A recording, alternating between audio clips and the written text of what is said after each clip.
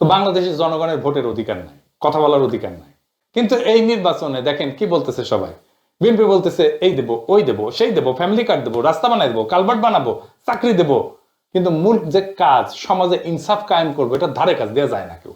আপনারা যারা মনে করেন কিছু মানুষকে চুপ করাইলে, কিছু মানুষকে মেরে ফেললে হাদির মতো, কিছু নেতা সরাই দিলে, কিছু ক্ষমতার সাথে সিস্টেম করে ঘুটো করে আসলে রাষ্ট্র সুস্থ হবে, সুস্থির হবে, আপনারা ভুল জায়গায় চিকিৎসা করতেছেন। রোগটা তো ব্যক্তির না, রোগটা মতেরও না, রোগটা দলেরও না। রোগটা হলো রাষ্ট্র জনগণের বিচার বোধকে, ন্যায় বোধকে রাষ্ট্রের ভিতরে ঢুকতে দেয় না। আর যে রাষ্ট্রে ইনসাফ কায়েম করতে পারে না, সে রাষ্ট্র যত উন্নয়ন করুক, যত সমৃদ্ধি করুক, যত মানব বন্ধন করুক, যত সুশীলতা দেখাক, সেটা টিকবে না, যত শক্তি দেখাক। প্রথম আলো ডেইলি স্টার কেন হামলার শিকার হইলো বলেন তো? আপনি করতে পারেন কিনা? আমি আজকে আপনারা দেখাই দিব কেন এটা হইল। মাহবুজানাম দেখতে পায় না তার অপরাধটা কি। এইভাবে সর্বপ্রথমবারের মতন প্রথম আলো ডেইলি স্টার অফিসে আগুন জ্বালালো কেন? কেন? আমরা কি অপরাধ করলাম? হাসিনাও দেখতে পায় না তার অপরাধটা কি, অন্যভাবে। দেশবাসীর কাছে আমি বিচার চাই, কি অপরাধটা কি করেছি। কিন্তু আপনি যদি প্রবলেমটা আসলে ফিক্স করতে চান, তাইলে আপনাকে রুট কজ অ্যানালাইসিস করে একটা সলিউশন, সমাধানের রাস্তা বের করতে হবে। আমি রাষ্ট্রটাকে ঠিক করতে চাই এবং আমি জানি কেমনে ঠিক করা যায়। আমি রাষ্ট্রকে ভাঙতে চাই না, শক্তিশালী করতে চাই, দুর্বল করতে চাই না। প্রথম আলো ডেইলি স্টারের অপরাধটা কি, সেটা আমরা শহীদ হাতির বক্তব্য শুই না, তারপরে আলাপে ঢুকবো। আগে শুনেন হাতির বক্তব্য। প্রথম আলো কথাটা বলা খুব ক্রাইসিস আমাদের জন্য। এরপর এটুকুন বলি, দেখেন আমরা অনেকে প্রথম আলোকে শুধু একটা পত্রিকা মনে করি, এইটা আমাদের দেখবার ভুল। প্রথম আলো হলো বাংলাদেশে এমন একটি প্রতিষ্ঠান, এমন একটি এজেন্সি, যে একটা প্যারালাল রাষ্ট্র। আবার বলছি, প্রথম আলো একটা প্যারালাল রাষ্ট্র। এই কারণে একটা রাষ্ট্রের যেরকম অনেকগুলো উইং থাকে, যে উইং গুলো তাকে ফাংশন করে, প্রথম আলোর এমন কোনো উইং নাই যে উইং সে মেনটেন করে না। পত্রিকা এটা তার একটা ভার্সন। কিন্তু আপনি দেখেন না, এই পুরো গত 15-17 বছরে ফ্যাসিবাদের বয়ান নির্মাণে সব থেকে যে ন্যারেটিভ নির্মাণে যে সাহায্য করেছে এলিট ওয়েতে, সেটা প্রথম আলো। 101টা প্রমাণ দিতে পারবো সামনে বসে, এখন আমাকে সময় দিলে। একদম তার কোটা আমার ফোনে আছে, আমার ফোনে সব, যে সে কি রিপোর্ট করেছে সবগুলো আছে। শুনলেন তো, এই কম বয়সী ছেলেটা কি ক্ল্যারিটি নিয়ে, কি পরিচ্ছন্নতা নিয়ে, কি স্বচ্ছতা নিয়ে কথাগুলো বলতেছিল। আমি জানি বক্তব্যের পরেও আপনারা সুশীলেরা আপনারা এটা বুঝবেন না যে প্রথম আলোর অপরাধটা কি। আরো খুলে বলি, ভালো হয়েছে সবাই আমার পাঠক, দর্শকেরা, ছাত্ররা এইটা খুঁটিনাটি বুঝতে পারবে। তাতে এই এলিটদের ভণ্ডামিটাও পাশাপাশি বুঝে যাবে। একটা কার্যকর রাষ্ট্র, একটা সমাজ গড়তে প্রথমে কোন জিনিসটা লাগবে বলেন তো? একটা জিনিস লাগবেই, ওইটা ছাড়া আপনি সমাজ বা রাষ্ট্র করতে পারবেন না, গড়লেও টিকাইতে পারবেন না, পারবেনই না। আপনি যত মানব বন্ধন করেন, যত দমন পীড়ন করেন, যত সুশীল কথা বলেন, যত দার্শনিক কথা বলেন, যত লেখাপড়া করেন, যত সমৃদ্ধি আনেন, আপনি রাষ্ট্র করতে পারবেন না। সেটা কি কি না থাকলে রাষ্ট্র করা যাবে না, সেটা হইতেছে ইনসাফ। ইনসাফ, ন্যায়ের ধারণা। সমাজ বা রাষ্ট্র যদি ইনসাফ কায়েম করতে না পারে, সে সমাজ টিকে না, সে রাষ্ট্র টিকে না। তাহলে ইনসাফ কায়েম হয় কিভাবে সমাজে বা রাষ্ট্রে? প্রথমত হইতেছে যে সমস্ত ইনস্টিটিউশন আছে, যেমন আদালত, আইন, রাষ্ট্র, সংসদ। এখন বলেন আপনি এই আদালতে, বাংলাদেশের আদালতে আপনি জাস্টিস পান, ন্যায় বিচার পান? পাইলে তো খালেদা জিয়াকে জেলে যেতে হয় না, তাই না? এই আদালত, আইন, রাষ্ট্রের ইনস্টিটিউট পৃথিবীর কোন দেশেই ইনসাফ কায়েম করতে পারে না। কেন পারে না জানেন? অনেকগুলো কারণ আছে। তার মধ্যে একটা বড় কারণ হইতেছে মানুষের সেন্স অফ জাস্টিস, বা মানুষের ন্যায়ের ধারণা, ইনসাফের ধারণা, এটা বলে একটা জিনিস থাকে। এই যে পিপলের জাজমেন্ট আর লিগাল জাজমেন্ট, এই সিস্টেম, এই দুইটা অনেক সময় দুই প্রান্তে থাকে। আমি একটা উদাহরণ দিয়ে বুঝাই। আমাদের যৌবনকালে একটা বিটিভিতে খুব জনপ্রিয় সিরিয়াল ছিল, কোথাও কেউ নেই। হুমায়ুন আহমেদের লেখা। আসাদুজ্জামান নূর আর শোভানা মোস্তফা অভিনয় করেছিল। আসাদুজ্জামান নূর একজন মাস্তান, পাড়ার মাস্তান, সংবেদনশীল মাস্তান, 70 দশকে যেমন থাকতো আর কি। তার একটা মিথ্যা খুনের মামলায় ফাঁসায় দেওয়া হয়। একটা অংশ দেখেন। যদিও দুই অভিনেতা অভিনেত্রী আওয়ামী ফ্যাসিবাদের পান্ডা, কালচারাল ফ্যাসিস্ট, তাও দেখেন। এসব ছেড়ে দিতে পারেন না? অনেক তো করলেন।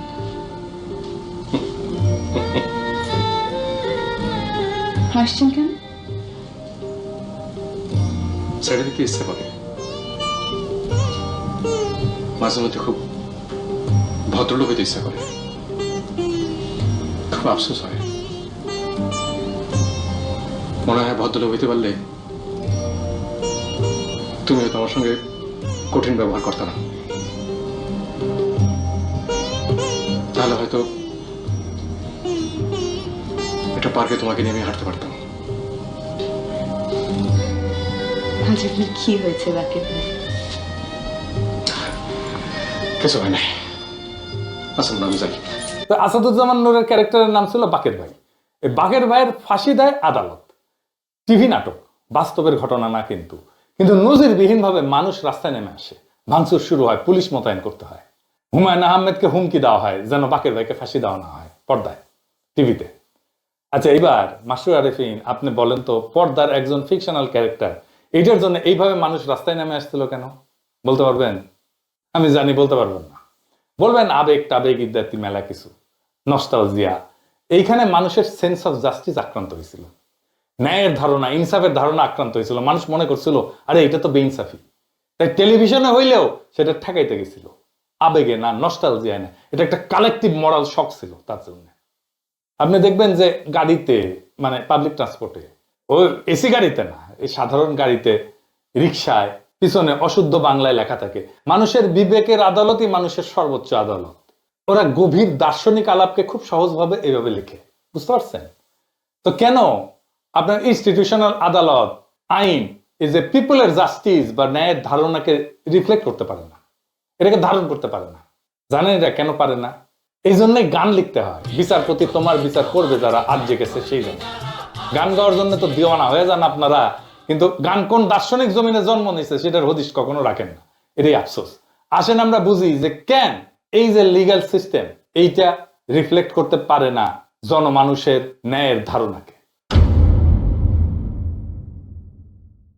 প্রথম কারণ হইতেছে আইন তো পুরনো হয়ে যায়, তাই না? ধরেন শ্রম আইন 2006 সালে, বাংলাদেশে শ্রম আইন যেটা 2006, এটা প্রণীত হয় 2006 সালে। তারপরে 2013-তে একবার সংশোধন হয়, 2018-তে একবার সংশোধন হয়, 2023-এ একবার সংশোধন হয়। কারণ মানুষের সেন্স অফ জাস্টিস পরিবর্তিত হয়, মানুষের ন্যায়ের ধারণা পরিবর্তিত হয়। একটা বাস্তব উদাহরণ দিই। বাংলাদেশ স্বাধীন হওয়ার পরে 20 বছর পর্যন্ত তো আমাদের কারো কোনো সমস্যা হয় নাই এটা মাইনে নিতে যে নির্বাচিত সরকারি সংসদ নির্বাচন অনুষ্ঠিত করবে, সিটিং গভর্নমেন্ট। কিন্তু এখন আমরা কেউই মনে করি না যে নির্বাচিত সরকার, সিটিং গভর্নমেন্ট, এটা অবাধ নিরপেক্ষ নির্বাচন অনুষ্ঠিত করতে পারে। সেই জন্য আসলে তত্ত্বাবধায়ক সরকারের আইন। বুঝলেন তো? আমাদের ইনসাফের ধারণা, ন্যায়ের ধারণা পরিবর্তিত হয়ে গেছে। তাই আমাদের আইনি ব্যবস্থাকে মানুষের মধ্যে থাকা যে ইনসাফের ধারণা, এইটার কাছাকাছি নিয়ে আসতে হয় সবসময়। মানুষের ইনসাফের ধারণা পাল্টায়, বদলায়, আমাদের আইনি কাঠামোকে তার কাছাকাছি নিয়ে আসতে হয় ক্রমাগত। কিভাবে রাষ্ট্র এই কাজটা করে জটিল মনে হইতেছে না? জটিল মনে হবে না, সব চালায় বোঝা যাবে। সব রাষ্ট্র না, কিছু রাষ্ট্র এই কাজটা করে, আইনি কাঠামোকে মানুষের ন্যায়ের ধারণার কাছাকাছি নিয়ে আসে। কিভাবে? 3 ভাবে করে। প্রথম ভাবে হচ্ছে সংসদে আইন বানায়। সংসদের একমাত্র কাজ হচ্ছে আইন বানানো, যেন মানুষের মধ্যে থাকা ইনসাফের ধারণা এই নতুন আইনের মধ্যে থাকে। আইন বানানো ছাড়া সংসদের আর কোনো কাজ নাই। এই জন্যই আমরা ভোটে নির্বাচিত সংসদ সদস্যকে দিয়ে আইন বানাই, আইনের পিএইচডিকে দিয়ে আইন বানাই না। বোঝা গেল? মানে সংসদ এটা খুবই গুরুত্বপূর্ণ প্রতিষ্ঠান সমাজে ইনসাফ কায়েম রাখার জন্য। কিন্তু এই নির্বাচনে দেখেন কি বলতেছে সবাই। বিএনপি বলতেছে এই দেবো, ওই দেবো, সেই দেবো, ফ্যামিলি কার্ড দেবো, রাস্তা বানাই দেবো, কালভার্ট বানাবো, চাকরি দেবো। কিন্তু মূল যে কাজ, সমাজে ইনসাফ কায়েম করবো, এটা ধারে কাজ দেওয়া যায় না কেউ। এই যে আমরা ভোট দিতে পারি নাই হাসিনার আমলে, সেই জন্য আমাদের সমাজের ভেতরে যে ইনসাফের ধারণা, সেইটার কোনো ইনস্টিটিউটের ভেতরে আর হাজির নাই। সেই জন্য ভোটে দিতে কারচুপি বন্ধ করা, এটা শুধু অবাধ নির্বাচনের জন্য দরকার না, সমাজে ইনসাফের ধারণা যেন কলুষিত না হয় সেজন্য দরকারি কারচুপি যেন বন্ধ হয়, নির্বাচনে ফেয়ার যেন হয় ইলেকশনটা। এখন ধরেন আইন বানাইতে তো টাইম লাগে, তো এই টাইমের মধ্যে আমি কিভাবে চেষ্টা করব যে সমাজের ইনসাফের ধারণাকে আইন এবং বিচারের মধ্যে প্রতিফলিত করতে? এখানে আসে দ্বিতীয় পদ্ধতি, আদালতের জুরি সিস্টেম। সেটা আবার কি? আদালতের জুরি সিস্টেম মানে হলো বিচারের সময় শুধু একজন জাজ বিচার করবে না, বা একটা প্যানেল অফ জাজ বিচার করবে না, সাধারণ মানুষের মধ্যে থেকে, জনতার মধ্যে থেকে বাছাই করা কয়েকজন নাগরিকও এই মামলার প্রমাণ শুনে সিদ্ধান্তে অংশ নেবে। এতে আদালতের রায় কেবল বইয়ের লিখিত আইন পুরানো নিয়ম অনুযায়ী হবে না, বর্তমান সমাজের ন্যায়বোধ, মানুষ কাকে ন্যায্য মনে করে সেটার প্রতিফলন ঘটবে। সেজন্যই জুরি। জুরি আসলে আদালতের ভেতরে জনগণের কণ্ঠ। বাংলাদেশে এই ব্যবস্থা নাই, কারণ এইখানে বিচার ঐতিহাসিকভাবে আমলাতান্ত্রিক ঔপনিবেশিক কাঠামোর উপরে দাঁড়ানো। এইখানে জজ বিশেষজ্ঞ, সেই সব জানে। জনগণ জানে না। এর ফলে অনেক সময় আদালতের রায় আইনসম্মত হয় হইলেও মানুষ নৈতিকভাবে তার ন্যায্য মনে করে না। তখন জনগণের সেন্স অফ জাস্টিস আদালতের ভেতরে জায়গা না পেয়ে বাইরের রাস্তায় আন্দোলনে ক্ষোভে সহিংসতায় বেড়ায় আসে। আদালতে জুরি না থাকায় মানুষের যে বিচারবোধ ন্যায়বোধ সেটা আদালতের দরজার বাইরে পড়ে থাকে, আর সেই দরজার বাইরে জমে থাকা ক্ষোভই সমাজে অস্থিরতা তৈরি করে। জুরি মানে জনগণকে বিচার ব্যবস্থার ভেতরে ঢুকতে দেওয়া, আর সেটা মানে রাষ্ট্রের উপরে জনগণের একটা নৈতিক নিয়ন্ত্রণ প্রতিষ্ঠা করা। তো এটা তো নাই বাংলাদেশে জুরি সিস্টেম। তাইলে হাসিনা আমলে কোন জিনিসটা এই দায়িত্বটা পালন করতে পারতো, যে ইনসাফের ধারণা আমাদের ইনস্টিটিউশনের মধ্যে নিয়ে আসা, আমাদের জাস্টিস সিস্টেমের মধ্যে নিয়ে আসা, কোনটা? সেটা হইতেছে মিডিয়া। হাসিনা ওইগুলোকে সিস্টেমেটিক্যালি বন্ধ করে দিচ্ছে, আমার দেশ বন্ধ করে দিচ্ছে, দিগন্ত টিভি বন্ধ করে দিচ্ছে। মিডিয়া জনগণের যে সেন্স অফ জাস্টিস, ইনসাফের ধারণা এটা তুলে ধরতে পারে। কারণ দার্শনিকভাবে মিডিয়াই সেই জনপরিসর যেখানে আইন না নৈতিক বৈধতা গঠিত হয়, সত্য তৈরি হয়, ন্যারেটিভ তৈরি হয়। আর মিডিয়া যদি এই দায়িত্ব ছেড়ে দিয়ে কেবল ক্ষমতার ভাষা অনুবাদ করে, তাইলে জনগণের সেন্স অফ জাস্টিস বা ইনসাফের ধারণা আদালতে বা সংসদে না, রাস্তায় ক্ষোভে সহিংসতায় প্রকাশ পায়। ইতিহাসে বারবার দেখা গেছে মিডিয়া নীরব হলে ন্যায় বিচার শব্দ হারায়, আর শব্দ হারাইলে মানুষ তখন শরীর দিয়ে কথা বলতে চায়। ফরাসি দার্শনিক এতিয়ান বালিভার উনি বলছেন যে counter violence born from exclusion. আপনি যখন আমার কণ্ঠস্বরকে থামাই দিবেন, বন্ধ করে দিবেন, তখন এটা ভায়োলেন্স হিসাবে বাড়ায় আসে, সহিংসতা হিসাবে বাড়ায় আসে। ওই যে হাদি বলছে না শহীদের মায়ের কথা, এটা শুধু চাপাই দেয় নাই প্রথম আলো, সে তার বক্তব্যকে বিকৃত করছে। আবার দেখেন ওই অংশটা রিতা সাহেব। আমাকে গতকালকে শাপলা চত্বরে শহীদ হয়েছেন বুয়েটের শিক্ষার্থী রিহান, তাকে নিয়ে পরশু বুয়েটের সিএসসি ডিপার্টমেন্টে শোক সভা এবং দোয়া মাহফিল হয়েছে, সেখানে আমি ছিলাম। তার বোন এখন নর্থ সাউথের টিচার। আমাকে তার বোন গতকাল রাতে দুটো লিঙ্ক পাঠিয়েছেন প্রথম আলো। সেটা হলো 2013-তে শাপলা চত্বরে যে শহীদ রেহান মারা গেলেন, মানে শহীদ হলেন, তাকে হত্যা করা হলো, সেই সময় প্রথম আলো কি নিউজ করেছে সেই লিঙ্কটা। আর গতকালকে তার মা এবং তার বোন ইন্টারন্যাশনাল যে নতুন ট্রাইব্যুনাল গঠিত হয়েছে এই করার জন্য, সেখানে তারা নালিশ নিয়ে গেছে এইটার বিচারের জন্য, সেইটাও তারা নিউজ করেছে। দেখেন রেহানের মা বলছে বক্তব্যে, যেটা সকল টিভিতে এসেছে, আমাদের কাছেও আছে, রেহানের মা বলছে আমার ছেলে 5 তারিখের আগে যে আন্দোলন হয়েছে হেফাজতের, সেইটার প্রতি সংহতি জানাতে গিয়ে সে আগেও গিয়েছে, তাকে রামদা দিয়ে কোপ দেওয়া হয়েছে, সেই জখম হাত নিয়ে সে বুয়েটে এসেছে। তার বন্ধুরা বলেছে 5 তারিখ এই জনতার আন্দোলনে অংশগ্রহণ করতে গিয়ে তারপরে সে আবার হত্যাকাণ্ডের শিকার হয়েছে। একবারও সে বলে নাই যে আমার ছেলে এই আন্দোলন দেখতে গিয়েছিল, সে অ্যাডভেঞ্চারাস ছিল, সে মারামারি দেখতে গিয়েছিল, তারপরে মারা গিয়েছিল।